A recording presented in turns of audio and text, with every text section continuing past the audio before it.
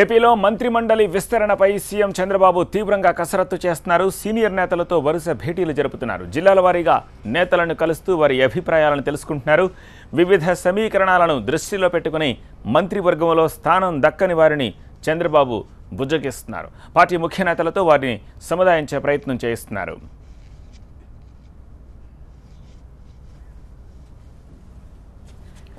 CM చంద్రబాబుతో Hindupuram MLA Balakrishna కలిశారు.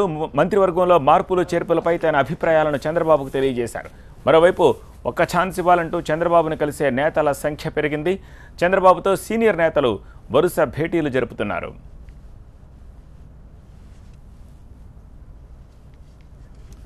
అనంతపురం జిల్లాకు చెందిన ఎంపీ జేసీ దివాకర్ రెడ్డి, గుంటూరుకు చెందిన ధూళిపాళ నరేంద్రతో పాటు కళా వెంకట్రావు, యనమల రామకృష్ణుడితో పాటు పలువురు సీనియర్ నేతలు చంద్రబాబును కలిశారు. కొత్త కేబినెట్లో మార్పులు చేర్పులతో ఆయనతో చర్చించారు. ఇటు రేపు వెలగపూడిలోని సచివాలయ ప్రాంగణంలో మంత్రివర్గ ప్రమాణ స్వీకారానికి ఏర్పాట్లు జరుగుతున్నాయి. ఉదయం 9:25 ముహూర్తంగా నిర్ణయించారు. కొత్త కేబినెట్ కూర్పుపై సాయంత్రంలోగా చంద్రబాబు ప్రకటన చేసే అవకాశం ఉంది. ఆంధ్రప్రదేశ్ మంత్రివర్గం ఏర్పాటై దాదాపు 2.5 సంవత్సరాలు పూర్తయింది. చాలా కాలం తర్వాత మంత్రివర్గ పునర్వ్యవస్థీకరణ కసరత్తు తుది దశకు చేరుకుంది. మంత్రివర్గంలో ఎవరెవరుంటారు, కొత్తగా ఎవరొస్తారు అనే అంశంపైనే ఇప్పుడు చర్చ నడుస్తోంది. సీఎం చంద్రబాబు కూడా ఆశావహులతో చేద్దామని చెబుతున్నారు. తన అంతరంగాన్ని బయటకు చెప్పకపోవడంతో అందరిలోనూ టెన్షన్ పెరుగుతోంది. ఇటు కడప రాజకీయం రసకందాయంగా మారింది. జమ్మలమడుగు ఎమ్మెల్యే ఆదినారాయణ రెడ్డికి అవకాశం ఇవ్వొద్దంటూ ఆ జిల్లా నేతలు చంద్రబాబును కోరుతున్నారు. ఆదినారాయణ రెడ్డికి మంత్రి పదవి ఇవ్వొద్దని మంత్రి గంటాతో రామసుబ్బారెడ్డి, లింగారెడ్డి సమావేశమయ్యారు. మంత్రి పదవి ఇస్తే ఆయన ముందు చేతులు కట్టుకుని నిలబడలేమనే విషయాన్ని మంత్రి గంటాకు వివరించారు. కడప జిల్లా నేతలను మంత్రి గంటా, సీఎం రమేష్ బుజ్జగిస్తున్నారు.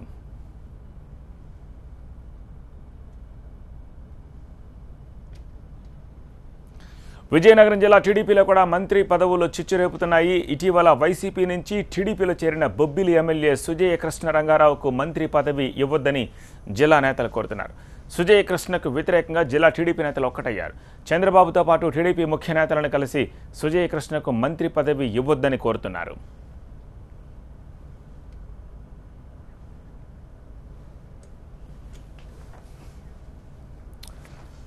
విస్తరణకు సంబంధించి నేతల్లో టెన్షన్ నెలకొంది. పార్టీలు, బుజ్జగింపులు, అసంతృప్తులు వీటన్నిటికి సంబంధించిన పూర్తి డీటెయిల్స్ మా ఇన్పుట్ ఎడిటర్ మురళీకృష్ణ అందిస్తారు. మురళీకృష్ణ, విస్తరణ ఎలా ఉండే అవకాశం ఉంది?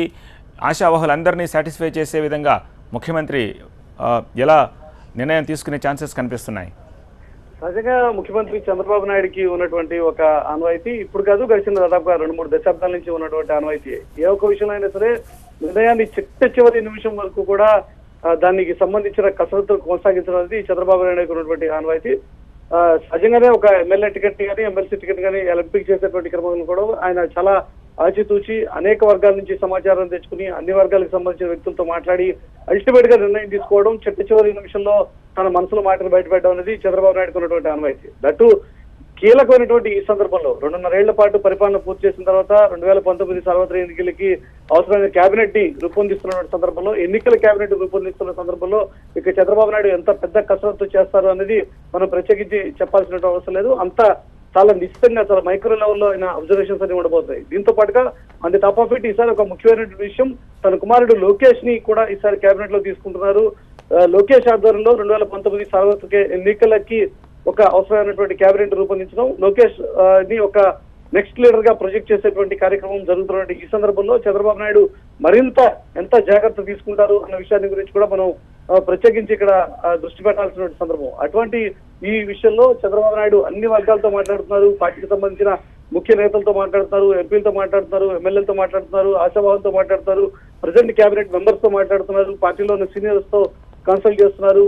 ఇక్కడ ఉన్నటువంటి ఒక ప్రధానమైనటువంటి సమస్య, అన్ని జిల్లాల నుంచి వస్తున్నటువంటి ఒక ప్రత్యేకమైనటువంటి ఒత్తిడి, ఇస్తే తమకి ఇవ్వండి, లేదంటే కనుక తమ ప్రత్యర్థులకు ఇవ్వద్దు అనేటువంటి ఒక కొత్త నినాదం అనేది ఇప్పుడు తెర మీదకి వస్తుంది. ఎందుకంటే వైఎస్ఆర్ పార్టీ నుంచి చాలా మంది, దాదాపు 21 మంది ఎమ్మెల్యేలు టీడీపీలో చేరినటువంటి సందర్భంలో వాళ్ళని అకామిడేట్ చేయడం అనేది ఒక పెద్ద టాస్క్, ముఖ్యమంత్రి ముందు ఉన్నటువంటి ఒక ముఖ్యమైనటువంటి టాస్క్. దానిలో భాగంగానే ఇప్పటికే అఖిల ప్రియకి ఇవ్వాలి అనేటువంటి ఒక నిర్ణయానికి ముఖ్యమంత్రి వచ్చారు. ఎందుకంటే భూమా నాగిరెడ్డి హఠాన్ మరణం తర్వాత ఆ కుటుంబానికి పూర్తి మద్దతు ప్రభుత్వం వైపు నుంచి ఉంది. తెలుగుదేశం పార్టీ ఆ కుటుంబాన్ని ఆదుకునేటువంటి ప్రయత్నం చేస్తుంది అనేటువంటి ఒక సంకేతాన్ని ఇవ్వాలంటే అఖిలప్రియని ఖచ్చితంగా కేబినెట్ లో అకామిడేట్ చేసుకోవాలి. కాబట్టి అఖిలప్రియ, లోకేష్ వీరిద్దరు పేర్లు ఇప్పటికే ఖరారయ్యాయి. ఆ విషయంలో ముఖ్యమంత్రి నిర్ణయానికి వచ్చారు. ఇక మిగతా వారి విషయంలోనే ప్రధానమైనటువంటి సమస్య వైఎస్ఆర్ పార్టీ నుంచి వచ్చిన వాళ్ళు ఏ రకంగా అకామిడేట్ చేయాలి అనేది. అది ఒక ముఖ్యమైనటువంటి అంశం. అయితే చాలా మంది సీనియర్లు ముఖ్యంగా ఇటీవల జరిగినటువంటి సార్వత్రిక ఎన్నికల్లో ఓటమి పాలై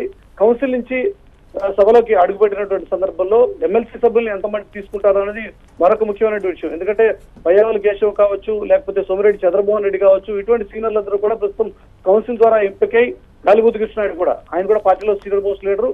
ఆయనతో సహా చాలా మంది ఇప్పుడు కౌన్సిల్ ద్వారా ఎంపికై కేబినెట్ లోకి రావడం కోసం వెయిట్ చేస్తూ ఉన్నటువంటి నాయకులు వాళ్ళని అకామిడేట్ చేయడం, వైఎస్ఆర్ పార్టీకి సంబంధించిన నాయకులను అకామిడేట్ చేయడం, వాళ్ళందరితో పాటుగా ఒక యాక్టివ్ అండ్ అగ్రెసివ్ లీడర్షిప్ ని ఎన్నికల సందర్భంలో ప్రొజెక్ట్ చేయడం. ఈ 3 అంశాలు ప్రస్తుతం చంద్రబాబు నాయుడు ముందున్నటువంటి అతి ముఖ్యమైనటువంటి అంశాలు. అందులో భాగంగానే ఇప్పుడు కడపకు సంబంధించిన విషయాన్ని ప్రస్తావిస్తే ఆదినారాయణ రెడ్డికి తీసుకున్నటువంటి క్రమంలో ఆదినారాయణ రెడ్డికి తీసుకోవాలి అనేటువంటి ఆలోచన చేస్తే మిగతా వర్గాల నుంచి వస్తున్నటువంటి వ్యతిరేకత. అదే సందర్భంలో విజయనగరం విషయంలో సుజయ రంగారావుని తీసుకుంటే వచ్చేటువంటి ఇబ్బందులు, వీటితో పాటుగా నెల్లూరు జిల్లాకు సంబంధించి సోమిరెడ్డి చంద్రమోహన్ రెడ్డి చాలా గట్టిగా ఆశిస్తున్నారు. అవసరం అయితే చంద్రబాబు నాయుడు ఎవరి మాట అయితే వింటారో అటువంటి సీనియర్లందరి చేత సోమిరెడ్డి చంద్రమోహన్ రెడ్డి కూడా ఒక ప్రయత్నం గట్టిగా చేస్తున్నటువంటి సందర్భంలో వారిని తీసుకోవాలి అనేది మరొక ఆలోచన. ఇంకొక సీనియర్ లీడర్ అనంతపురం నుంచి పయ్యావుల కేశవ్, అతను కూడా ఖచ్చితంగా అకామిడేట్ చేయాలి అని చెప్పి వస్తున్నటువంటి. దీంతో పాటుగా సామాజిక సమీకరణ అనేది ముఖ్యంగా ముఖ్యమంత్రి ముందున్నటువంటి మరొక పెద్ద సవాల్. సామాజిక సమీకరణను బెరీజ్ చేసుకుంటూ కమ సామాజిక వర్గాన్ని కొంత పరిమితం చేస్తూ దాంతో పాటుగా రెడ్డి సామాజిక వర్గానికి సంబంధించిన వ్యక్తుల్ని ప్రొజెక్ట్ చేస్తున్నటువంటి ఒక స్ట్రాంగ్ మెసేజ్ పంపించడంతో పాటుగా రాబోయేటువంటి కాలంలో కీలకమైనటువంటి వర్గంగా ఉన్నటువంటి కాపు సామాజిక వర్గాన్ని కూడా పెద్దపీట వేస్తున్నాం అనేటువంటి మెసేజ్ పంపించాలి. అది కూడా ఇప్పుడు ముఖ్యమంత్రి ముందు ఉన్నటువంటి మరొక అతిపెద్ద కీలకమైనటువంటి టార్గెట్. కాబట్టి ఇవన్నిటి కూడా ఈ సామాజిక వర్గాల సమీకరణలు బెరీ చేసుకోవడం, సీనియర్లను సంతృప్తిపరచడం, కొత్తగా పార్టీలో చేరిన వాళ్ళని చూసుకోవడం, అగ్రెసివ్ లీడర్షిప్, దాంతో పాటుగా మరొక పెద్ద సవాలు ముఖ్యమంత్రి ముందు ఉన్నటువంటి సవాలు ప్రస్తుతం కేబినెట్ లో ఉన్నటువంటి వాళ్ళని డ్రాప్ చేసేటువంటి ఆలోచన. ముఖ్యమంత్రి దాదాపుగా ఇప్పటికే 5-6 విషయంలో వీళ్ళందరూ కొంత పెర్ఫార్మెన్స్ అంత అగ్రెసివ్ గా లేదు అనేటువంటి ఆలోచనలో ఉన్నారు. వారిని డ్రాప్ చేయాలి అనేటువంటి ఆలోచనలో ఉన్నారు. వారిని డ్రాప్ చేస్తే అదే సామాజిక వర్గానికి సంబంధించిన వ్యక్తులు, ఎందుకంటే మళ్ళీ ఒక నెగిటివ్ సంకేతం పోకూడదు కాబట్టి అదే సామాజిక వర్గానికి సంబంధించిన వ్యక్తుల ద్వారా వాళ్ళని కాంపల్సేట్ చేయాల్సిన పరిస్థితి ముఖ్యమంత్రి ముందు ఉంది. కాబట్టి ఇది సమీకరణల నేపథ్యంలో తయారు చేస్తున్నటువంటి కూర్పు చేస్తున్నటువంటి ఈ కేబినెట్ రూపకల్పన, కసరత్తు, పునర్వ్యవస్థీకరణ అనేది ఖచ్చితంగా అర్ధరాత్రి వరకు ఒక క్లారిటీ వచ్చేటువంటి ఆస్కారం లేదు. రేపు ఉదయం 9:25 కేబినెట్ విస్తరణ, పునర్వ్యవస్థీకరణ జరగబోతుంది. అంతకు ముందు వరకు కూడా చివరి నిమిషం వరకు కూడా అనేక మార్పులు చేర్పులు జరిగేటువంటి ఆస్కారం అయితే కనబడుతుంది. Right, thank you Muralikrishna. కేబినెట్లో 26 మంది మంత్రులు ఉండొచ్చు. ప్రస్తుతానికి 20 మంది మంత్రులు ఉన్నారు. 5గురిని తప్పించనున్నారన్న సమాచారం అందుతోంది.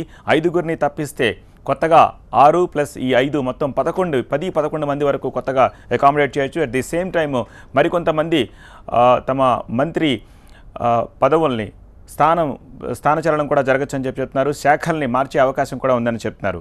ఏదేమైనప్పటికీ ఎన్నికల కేబినెట్ ఉత్కంఠ రేపుతోంది. ఈ సాయంత్రానికి కానీ ఈ రాత్రికి కానీ కేబినెట్కు సంబంధించిన పూర్తి డీటెయిల్స్ బయటకి వచ్చే అవకాశం కనిపిస్తోంది.